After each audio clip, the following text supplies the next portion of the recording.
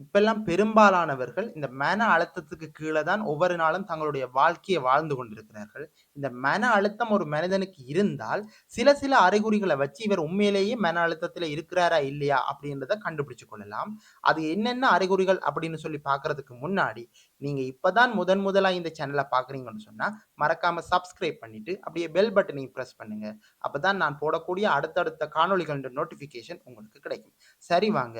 ஒரு மனிதன் ஸ்ட்ரெஸ்ல இருந்தான்னு சொன்னா, என்னென்ன அறிகுறிகள் மூலம் அவன் ஸ்ட்ரெஸ்ல இருக்கிறான் அப்படின்னு சொல்லி கண்டுபிடிச்சு கொள்ளலாம். அத நாங்க ஒவ்வொன்றா பார்ப்போம். முதலாவது அறிகுறி, இந்த மன அழுத்தத்தில இருக்கிறவர்களால ஒழுங்கா நிம்மதியா தூங்க முடியாது. அவர்களால நிம்மதியான ஒரு உறக்கத்துக்கு, ஆழ்ந்த உறக்கத்துக்கு செல்லவே முடியாது. எப்ப படுத்தாலும் திடீரென்று அவர்களுக்கு முழிப்பு வரும். நீண்ட நேரம் தூங்க முடியாது. நிம்மதியாக தூங்க முடியாது. ஆழ்ந்த உறக்கத்துக்கு செல்ல முடியாது. இப்படியான ஒரு நிலைய ஒருத்தர் அனுபவிக்கிறார் அப்படின்னு சொன்னா, அவர் உண்மையிலேயே மன அழுத்தத்தில இருக்கிறார் அப்படின்னு சொல்லி கண்டுபிடிச்சு கொள்ளலாம். 2வது அறிகுறி தலைவலி. சாதாரணமாக ஏற்படுகின்ற தலைவலிய வச்சுக்கொண்டு நாங்கள் மன அழுத்தத்தில இருக்கிறோம் அப்படின்னு சொல்லி முடிவெடுக்க இயலாது. உண்மையிலேயே மன அழுத்தம் உள்ளவர்களுக்கு இந்த தலைவலி கொஞ்சம் பயங்கரமாக இருக்கும். அவர்களுக்கு இந்த தலை நரம்புகள் எல்லாம் நோகுறது போல இருக்கும். அடிக்கடி தலைவலி ஏற்பட்டுக் கொண்டிருக்கும். தலையில் ஒரு பாரம் இருக்கிறது போல எல்லாம் அவர்களுக்கு இருக்கும். இப்படியான அறிகுறிகள் இருப்பவர்கள் மன அழுத்தத்தில இருக்கிறார்கள் அப்படின்னு சொல்லி அர்த்தம். 3வது அறிகுறி பசியின்மை. மன அழுத்தத்தில இருக்கிறவர்களுக்கு எப்போதுமே பசி ஏற்படாது. அவர்களுக்கு எப்பயுமே பசிக்கிற உணர்வே ஏற்படாம, அவர்களுடைய வயிறு எப்போதுமே நிரம்பியது போல ஒரு உணர்வு ஒன்று ஏற்படும். அவர்களால ஒழுங்காக சாப்பிட முடியாது. அப்ப இந்த பசி ஏற்பட்டா தான் அவர்களால சாப்பிட முடியும். இந்த பசியின்மைய தொடர்ந்து அவர்கள் அனுபவிச்சுக் கொண்டிருந்தால், அவர்கள் உண்மையிலேயே மன அழுத்தத்தில இருக்கிறார்கள் அப்படின்னு சொல்லி அர்த்தம். 4வது அறிகுறி, இந்த மன அழுத்தத்தில இருக்கிறவர்களால எந்த ஒரு விடயத்தையுமே கான்சன்ட்ரேட் பண்ண முடியாது. அதாவது எதிலேயுமே ஒரு கவனத்த செலுத்தி, அந்த வேலைய அவர்களால சிறப்பாக செய்து முடிக்க இயலாம இருக்கும். அவர்களுடைய மனம் எந்த நேரமுமே கலஞ்சு கொண்டிருக்கிறதால, அவர்களால ஒரு வேலைய கான்சன்ட்ரேட் பண்ணி செய்ய முடியாத ஒரு நிலையில இருக்கும். 5வது அறிகுறி, இந்த மன அழுத்தத்தில இருக்கிறவர்கள் அடிக்கடி உணர்ச்சி வசப்படுவார்கள். சின்ன விஷயங்களுக்கெல்லாம் அவர்கள் உணர்ச்சி வசப்பட்டு, அவர்களால அந்த சின்ன விடயங்கள கூட கண்ட்ரோல் பண்ண முடியாத ஒரு நிலை ஒன்று இருக்கும். அப்ப இந்த அடிக்கடி உணர்ச்சி வசப்படுபவர்கள் ஏதோ ஒரு வகையில மன அழுத்தத்துக்கு உட்பட்டிருக்கிறார்கள் அப்படின்னு சொல்லி அர்த்தம்.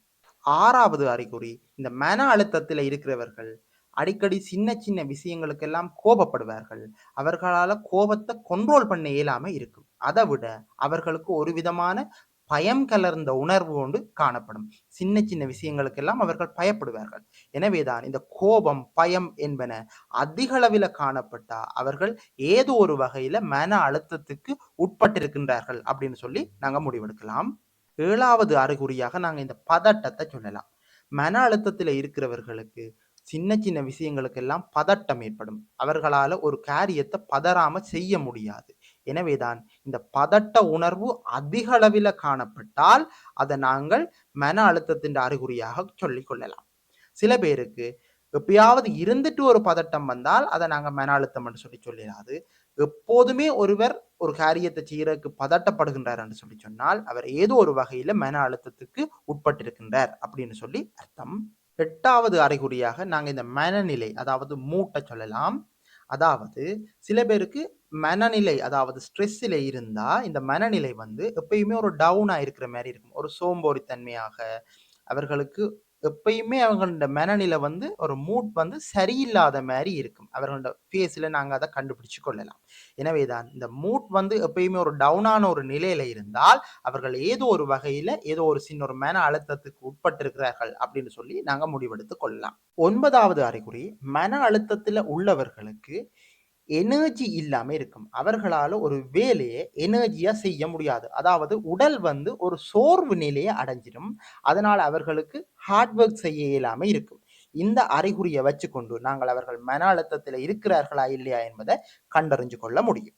10வது அறிகுறி, இந்த மன அழுத்தம் ஸ்ட்ரெஸ்ஸில இருக்கிறவர்களுக்கு நித்திர வராட்டியும் கூட சும்மாவே படுத்திருக்கோணும் அப்படின்ற ஒரு மனநிலை ஒன்று ஏற்படும்.